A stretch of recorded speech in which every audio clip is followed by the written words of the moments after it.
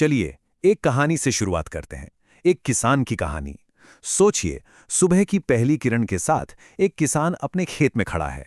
उसकी नजरें उम्मीद से आसमान को तक रही हैं और उसके हाथ में मुट्ठी भर बीज।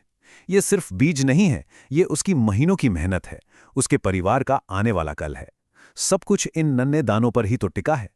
भारत के लाखों किसानों के लिए एक अच्छी फसल का सपना एक अच्छे बीज से ही शुरू होता है। लेकिन जरा सोचिए, क्या हो अगर वो बीज ही धोखा दे जाए? एक भी खराब बीज और पूरी की पूरी फसल तबाह हो सकती है। नतीजा, किसान कर्ज के एक गहरे दलदल में धंस जाता है। ये वो डर है, वो चिंता है जो हर बुवाई के मौसम में उसे सताती है। देखिए, बीज सिर्फ एक इनपुट नहीं है, ये किसान के भरोसे की नींव है। तो इसी भरोसे को और मजबूत करने और किसानों की इसी चिंता को दूर करने के लिए हाल ही में कृषि और किसान कल्याण विभाग ने मसौदा बीज विधेयक 2025 पेश किया है। कहा जा रहा है कि ये विधेयक भारत के बीज सेक्टर में एक बहुत बड़ा बदलाव ला सकता है, जिससे किसानों को अच्छी क्वालिटी वाले बीजों का भरोसा मिल सके। तो चलिए आज इसी पर गहराई से बात करते हैं। तो सबसे पहला सवाल मन में यही आता है कि आखिर हमें एक नए कानून की जरूरत पड़ी ही क्यों? इसका जवाब हमें 1966 के पुराने बीज अधिनियम में मिलता है। देखिए, वो कानून आज के दौर की चुनौतियों जैसे कि क्लाइमेट चेंज, नई नई टेक्नोलॉजी और बाजार की बदलती मांगों का सामना करने के लिए अब उतना कारगर नहीं रहा। और ये चुनौतियां कोई छोटी मोटी नहीं हैं, बल्कि काफी गहरी हैं। एक तो सर्टिफाइड बीजों के इस्तेमाल की दर, जिसे हम सीड रिप्लेसमेंट रेट या SRR कहते हैं, वो कई फसलों के लिए 30% से भी कम है। ऊपर से मार्केट पर कुछ बड़ी कंपनियों का एक तरह से एकाधिकार बन गया है। और सबसे बड़ी दिक्कत, घटिया क्वालिटी वाले बीजों का चलन, जिससे किसानों को बहुत नुकसान उठाना पड़ता है। और ये आंकड़ा देखिए, करीब 65% किसान आज भी अपने ही खेत में बचाए गए बीजों पर निर्भर हैं, जिनकी क्वालिटी की कोई गारंटी तो होती नहीं। तो बस इन्हीं सब समस्याओं के जवाब के तौर पर 2025 का ये नया विधेयक एक पूरे समाधान के रूप में सामने आया है। इसका मकसद भारत के बीज से जुड़े पूरे सिस्टम को आधुनिक बनाना और किसानों को और मजबूत करना है। इस विधेयक का मेन फोकस रेगुलेशन और ट्रांसपेरेंसी पर है।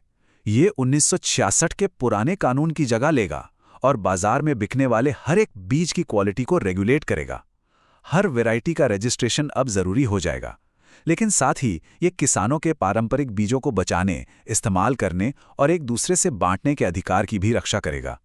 तो एक तरह से ये संतुलन बनाने की कोशिश है। इस विधेयक में जो सबसे क्रांतिकारी चीज है, वो है साथी पोर्टल। ये टेक्नोलॉजी का एक जबरदस्त इस्तेमाल है। ये हर बीज के लिए एक डिजिटल धागा बनाता है, जिससे उसकी पूरी यात्रा को, मतलब खेत से लेकर बाजार तक, ट्रैक किया जा सके। तो ये साथी है क्या? इसका पूरा नाम है seed authentication, traceability and holistic inventory.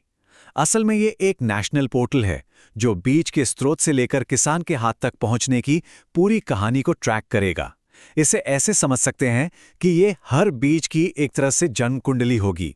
इससे होगा क्या? एक तो नकली बीजों का जो पूरा कारोबार है उस पर लगाम लगेगी, और दूसरा, क्वालिटी के लिए एक जवाबदेही तय हो जाएगी। चलिए अब जरा 1966 के पुराने कानून और 2025 के इस नए मसौदे की सीधी सीधी तुलना करके देखते हैं, ताकि ये समझ आए कि बदलाव कितने बड़े और कितने जरूरी हैं। रजिस्ट्रेशन अब सबके लिए अनिवार्य है। क्वालिटी चेक के लिए QR कोड जैसी टेक्नोलॉजी का इस्तेमाल होगा और किसानों के अधिकार भी बेहतर तरीके से सुरक्षित किए गए हैं। और सबसे बड़ा बदलाव है पेनल्टी सिस्टम में। अब एक सख्त 3 लेवल का सिस्टम लाया गया है ताकि धोखाधड़ी करने वालों को रोका जा सके। चलिए, अब ये एक बहुत ही महत्वपूर्ण बात है। भारत दुनिया का 5वां सबसे बड़ा बीज उद्योग है। ये हमारी कृषि शक्ति को दिखाता है। लेकिन कहानी का एक दूसरा पहलू भी है। अब देखिए, पूरी दुनिया का जो बीज निर्यात बाजार है वो लगभग $15 बिलियन का है, और उसमें हमारी हिस्सेदारी 1% से भी कम है। ये आंकड़ा साफ साफ दिखाता है कि अगर हम अपनी क्वालिटी और स्टैंडर्ड्स को सुधार लें तो हमारे पास आगे बढ़ने की कितनी बड़ी संभावनाएं हैं। ये बिल उस संभावना का दरवाजा खोल सकता है। बीज की क्वालिटी बनी रहे, इसके लिए ये समझना जरूरी है कि बीज तैयार कैसे होते हैं। ये एक 3 स्टेप की प्रक्रिया है। सबसे पहले होता है ब्रीडर सीड, जो सबसे शुद्ध बीज होता है। इससे बनता है फाउंडेशन सीड, और आखिर में तैयार होता है सर्टिफाइड सीड, जो किसानों तक पहुंचता है। हर कदम पर क्वालिटी का पूरा ध्यान रखा जाता है। हमने पहले एसआरआर या सीड रिप्लेसमेंट रेट की बात की थी। इसका सीधा सा मतलब है कि कितने किसान हर साल नए और सर्टिफाइड बीज इस्तेमाल कर रहे हैं। इसे ऐसे समझिए जैसे एक फोटोकॉपी की बार बार फोटोकॉपी करने पर क्वालिटी खराब होती जाती है, ठीक वैसे ही हर साल अपने ही बीज इस्तेमाल करने से फसल की पैदावार घट सकती है। इसलिए एक अच्छी एसआरआर देश की खाद्य सुरक्षा के लिए बहुत जरूरी है।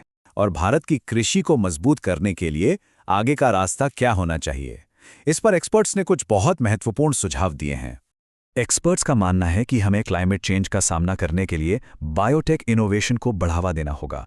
जो हमारी देसी किस्में हैं उन्हें बचाने के लिए कम्युनिटी सीड बैंक बनाने होंगे और सीड रिप्लेसमेंट रेट यानी एसआरआर को बढ़ाने के लिए ठोस नीतियां लागू करनी होंगी। ये सिर्फ एक कानून बदलने की बात नहीं है, बल्कि एक पूरे इकोसिस्टम को अपग्रेड करने की बात है। तो अंत में सबसे बड़ा सवाल यही बचता है, क्या ये विधेयक वाकई में भारत के किसानों के लिए विश्वास और समृद्धि की फसल उगा पाएगा? कागज पर तो ये बहुत मजबूत दिखता है, लेकिन इसकी असली सफलता इस बात पर निर्भर करेगी कि ये जमीन पर कितना प्रभावी ढंग से लागू होता है। इसका जवाब तो हमें आने वाला वक्त ही देगा। अगर ये वीडियो आपको पसंद आया हो तो लाइक जरूर करें, शेयर करें उन दोस्तों के साथ जिन्हें यूपीएससी, लॉ या जनरल नॉलेज की तैयारी करनी है। और हां, सब्सक्राइब करें। आप अपने सुझाव या सवाल नीचे कमेंट में लिख सकते हैं। यूपीएससी एंड कॉम्पिटिटिव एग्जाम की गाइडेंस या मेंटरशिप के लिए संपर्क करें। Our contact information is given in description. धन्यवाद। मैं हूं कृणाल ठाकुर। मिलते हैं अगले भाग में। जय हिंद।